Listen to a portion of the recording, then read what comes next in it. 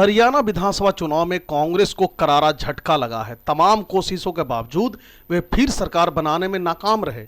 वैसे तो इसके पीछे की वजह कई है, लेकिन एक खेल ऐसा हुआ जिसमें कांग्रेस बुरी तरह फंस गई। बीजेपी ने पहलवान बेटी के मुकाबले दलित बेटी का दांव चलकर कांग्रेस को चारों खाने चित कर दिया। कांग्रेस पर शुरू से ही जाटों की पार्टी होने का आरोप विपक्ष लगाता रहा है, लेकिन मामला तब और बढ़ गया जब कांग्रेस ने पहलवान बेटियों के आंदोलन को सपोर्ट किया, उनके पीछे खड़ी रही। बीजेपी को शिकस्त देने के लिए कांग्रेस ने पहलवान बेटी का दांव खेला, यहां तक कि पहलवान विनेश फोगाट को टिकट देकर मैदान में उतार दिया। लेकिन बीजेपी ने मुकाबले में दलित कार्ड खेल दिया। भूपेंद्र सिंह हुड्डा से दलित नेता कुमारी शैलजा की नाराजगी का फायदा उठाते हुए पूर्व सीएम मनोहर लाल खट्टर ने दलितों के अपमान का मुद्दा उठा दिया। नतीजा, दलित बीजेपी की ओर से एकजुट होते नजर आए। रही सही कसर कुमारी शैलजा के नाराजगी ने दूर कर दी। जितने दिन वे चुनाव से दूर रही, बीजेपी हंगामा मचाती रही और कांग्रेस में दलित बेटी का अपमान हो रहा है। इसका फायदा चुनावी मैदान में बीजेपी को होता नजर आ रहा है। जिन सीटों पर दलितों की आबादी ज्यादा है, वहां बीजेपी के कैंडिडेट को जीत मिलती दिख रही है। गोहाना में 2005 और मिर्चपुर में 2010 में दलितों के साथ जाटों का हुआ संघर्ष याद दिलाया गया। प्रधानमंत्री नरेंद्र मोदी, गृह मंत्री अमित शाह और बाकी बीजेपी नेता हर रैली में दलितों पर हुए अत्याचारों को गिनाते नजर आए। बताते दिखे कि अगर कांग्रेस की सरकार बनी तो दलितों के साथ वैसा ही कुछ हो सकता है। यह काफी असर किया और नतीजा सबके सामने है। दलित कार्ड को मात देने के लिए कांग्रेस ने आखिरी वक्त में बीजेपी से दलित नेता अशोक तंवर को पार्टी में ज्वाइन कराई, लेकिन यह दांव कामयाब होता नजर नहीं आया।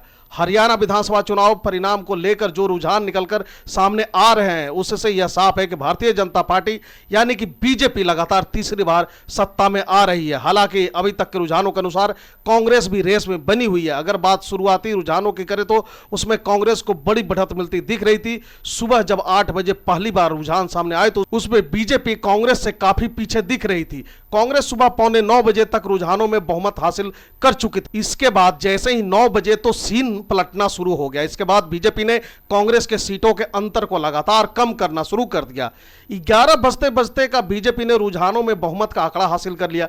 बीजेपी की इस तरह बड़ी जीत के पीछे शहरी और ग्रामीण सीटों पर उसकी पकड़ भी एक बड़ी वजह है। अब सवाल यह है कि आखिर बीजेपी ने कुछ घंटे के अंदर ही यह खेल कैसे पलट दिया। ऐसे में बीजेपी के एक जीत का विश्लेषण किया जाए तो इसमें ग्रामीण और शहरी वोटरों का झुकाव सबसे अहम है। अभी तक जितने भी परिणाम आए उसके मुताबिक हरियाणा की 30 शहरी सीटों में से 21 सीटों पर बीजेपी आगे चल रही है या जीत चुकी है। साथ ही साथ लगभग 70% शहरी वोटर बीजेपी के साथ नजर आ रहा है। वहीं बात अगर कांग्रेस की करे तो वह सिर्फ 7 शहरी सीटों पर बढ़त बनाए हुए है। वहीं बात अगर ग्रामीण सीटों की करे तो बीजेपी फिलहाल 28 सीटों पर बढ़त बनाए हुए है। इनमें से बहुत से सीट जीत भी गई। इससे पहले बीजेपी के पास 19 ग्रामीण सीटें थी।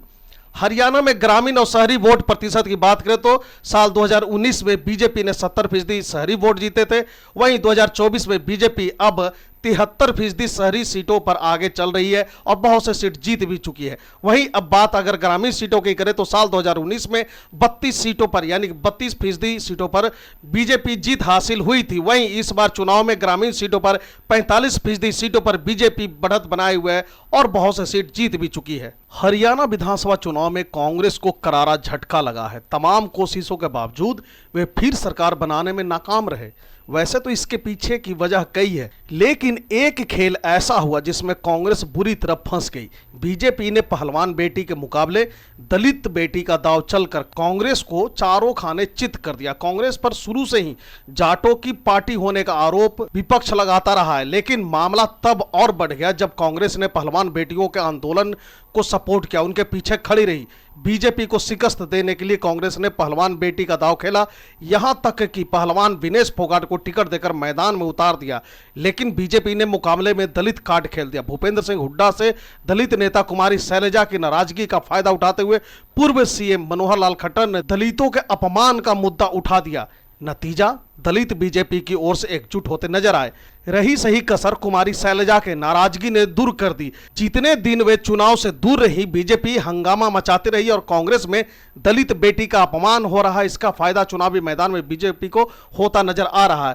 जिन सीटों पर दलितों की आबादी ज्यादा है, वहां बीजेपी के कैंडिडेट को जीत मिलती दिख रही है।